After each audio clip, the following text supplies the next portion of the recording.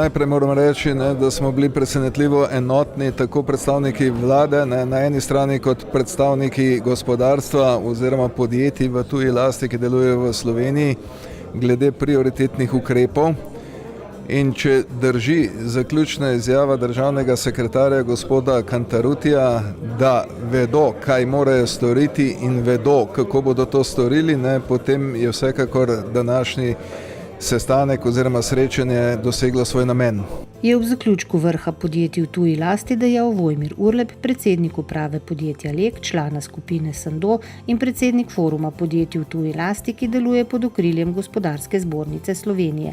V svojem nagovoru pa je poudaril, da Slovenija potrebuje investicije, ki prinašajo visoko dodano vrednost, za kar so nujni visoko motivirani, izobraženi in kompetentni kadri. Dodal je še, da potrebuje Slovenija investitorje z visoko stopnjo socialne in okoljske odgovornosti, zato je potrebno oblikovati dolgoročno konkurenčno poslovno okolje. V prvem delu dogodka je Aleš Cantarut iz Ministrstva za gospodarski razvoj in tehnologijo predstavil nov zakon o spodbujanju investicij, gostje omizja pa so razpravljali o izzivih pri financiranju investicij v podjetjih. Bistvo novega zakona je, kot pravite, da izenačujemo investicije slovenskih kot tudi podjetij, ki prihajajo v Slovenijo, torej tujih podjetij. Namenjen je predvsem začetnim investicijam, torej želimo na ta način spodbujati tako imenovane greenfield investicije, pa seveda tudi širitvam. Bistveno pri tem zakonu je tudi, da bomo spodbujali predvsem tiste investicije, ki bodo prinašala nova delovna mesta z višjo dodano vrednostjo v tistih panogah, v tistih branžah, ki so, bomo rekli, razvojno prioritetne za Slovenijo. Basically, EIB offers a very, very wide range of financial products.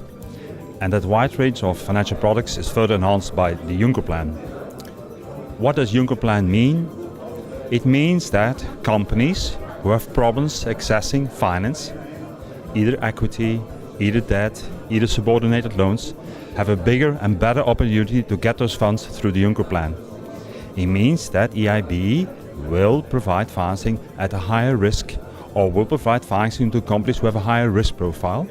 And we do that in different areas. Kot veste, SID banka ima poslanstvo, da dela finančne produkte za trajnostni razvoj slovenskega gospodarstva in glavna komponenta poleg ekonomske in socialne je seveda okoljska.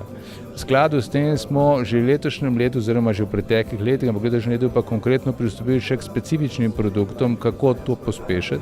Dogodek, ki je potekal 30. maja 2017, je organizirala Gospodarska zbornica Slovenije skupaj s predstavništvom Evropske komisije v Sloveniji.